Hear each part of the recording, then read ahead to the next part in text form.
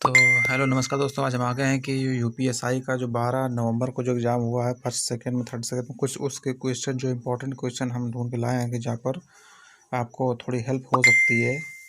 तो उसके लिए कुछ क्वेश्चन हम ढूंढ के लाए हैं जो कि अगर आपको अगले शिफ्ट में अगर आपका पेपर आपका लगा हुआ है तो वो किससे आपकी सहायता उससे हो सकती है। तो हम पहले क्वेश्चन को लेके आते हैं। जाके जो पहला क्वेश्चन आता है,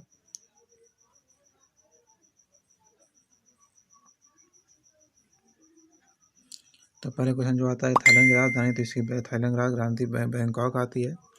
अकबरनामा जो पुस्तक लिखी गई थी, उस अकबरनामा पुस्तक के जो लेखक थे वो थे अबुल अबू अबुल अहमद। और राज्यपाल के संवैधानिक अधिकार क्या है, तो राज्यपाल का जो संवैधानिक अधिकार आता है वो अनुच्छेद 161 के तहत आता है। और जो झंडा समिति है, झंडा समिति के जो अध्यक्ष थे वो हम इसमें डिटेल में बताते जा रहे हैं, आप उसको नोट करते जाइए कि ये 161 में आता है अनुच्छेद। और झंडा समिति के जो अध्यक्ष थे वो डॉक्टर राजेंद्र प्रसाद थे। और ये इसका 22 जुलाई 1947 में जब कांग्रेस ने अपने झंडे में थोड़ा सा परिवर्तन करके तिरंगा का रूप दिया था, उसी को झंडा समिति कहा जाता है। ये 22 जुलाई 1947 को दी गई थी जाके। और मधुशाला रचना किसकी है, तो मधुशाला रचना जो है वो हरिवंश राय बच्चन की है। तो आप इसको देख लीजिए, हरिवंश राय बच्चन की है। ज्ञानपीठ पुरस्कार जो है ये शुरुआत 1961 से की गई थी और ये चल करके 1961 से की गई थी। पहला ज्ञानपीठ पुरस्कार दिया गया था तो वो 1965 में दिया गया था। लास्ट वाला जो दिया गया अभी 2019 में दिया गया। पहले इसकी जो धनराशि दी जाती थी ज्ञानपीठ पुरस्कार की, तो वो दी जाती थी समथिंग 11 लाख के आसपास। अभी 2020 में इसको कर दिया गया है 14 लाख रुपए कर दिया गया है। टोक्यो ओलंपिक का जो सवाल आया इसमें आया है, पूछा गया था। टोक्यो ओलंपिक 2021 में जापान में हुआ। 2022 में समथिंग इसका होने की संभावना है अपने भारत में। आसाम के जो सबसे बड़ा जो पार्क है वहाँ पर होने की जो न्यूज़ है वो मिलने वाली है। तो भाषा जो आयोग है, भाषा आयोग अनुच्छेद 348 में दिया गया है।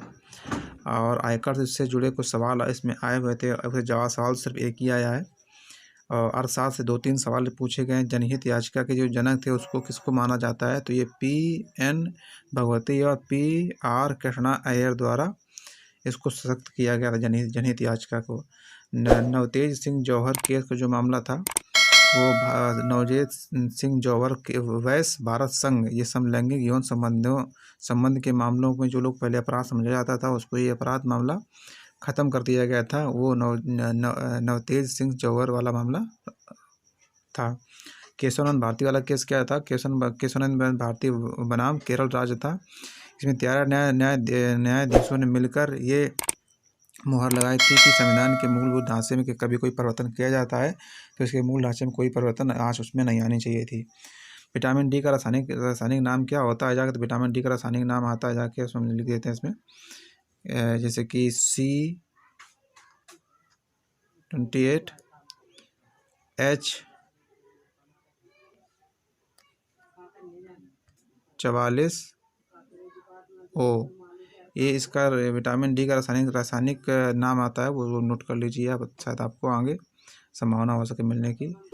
तो सरला मुदगल केस क्या है, तो सरला मुकदमा केस क्या है, तो ये बरनाला जो हत्याकांड हुई थी उसके मामलों में इसका जो मुख्य सरला मुकदमा था वो राम प्रसाद की पत्नी थी सरला मुकदमा। उसके मामले को लेकर जिसने हत्या की थी उसको उम्र कैद सजा सुनाई गई थी और उसको 50,000 रुपये का जुर्माना भी रखा गया था। ये है सरला मुकदमा केस। जनगणना किस सूची में आती है, तो जनगणना सूची आती है धारा 246 की आती है, संविधान की 7वीं अनुसूची में आती है और धारा 246 में आती है। और ये 7वीं अनुसूची के क्रम संख्या 69 में अंकित की गई है। जो जेंडर पार्क है, जेंडर पार्क ये केरल में पाया था। GST संशोधन ये 101 वहाँ है। भ्रूण हत्या क्या है, भ्रूण हत्या आती है धारा 100। अगर कोई भ्रूण हत्या करता है किसी छोटी बच्चे का, छोटी लड़की का, बिटिया का कोई बलात्कार हत्या कर देता है, भ्रूण हत्या करता है, तो उसका वो धारा 313 के तहत IPC 313 के तहत उसको दंडित किया जाएगा। आर्टिकल आर्टिकल 334 क्या है, तो आर्टिकल 334 आता है भारतीय संघ की राजभाषा एवं हिंदी देवनागरी जो राजभाषा है उसमें वो भाषा आती है भारत की, जो संघ की राजभाषा पूरी आती है। तो हिंदी भाषा और लिपि देवनागरी भाषा को दोनों को मिलाकर दिया गया article 43। Books tiger reserve, books tiger reserve क्या है, ये बुक्स टाइगर रिजर्व आता है जाके कि जिसमें पश्चिम बंगाल में पड़ता है बुक्स टाइगर रिजर्व। और यहाँ पर ये था पूरा आज का जो यूपीएससी का जो पेपर हुए हैं उनके जो मेन क्वेश्चन थे उनके आपको उसमें दिए गए हैं। अगर आपको वीडियो ये अच्छा लगा तो कृपया वीडियो को लाइक करें, शेयर करें, सब्सक्राइब करें और चैनल को अवश्य सब्सक्राइब कर ले ताकि हर पेपर की जो नोटिफिकेशन आपको इसमें मिलते रहेगी। हर एक वीडियो पेपर की जो क्वेश्चन होंगे वो आपको दिए जाएंगे इसमें। चलिए धन्यवाद।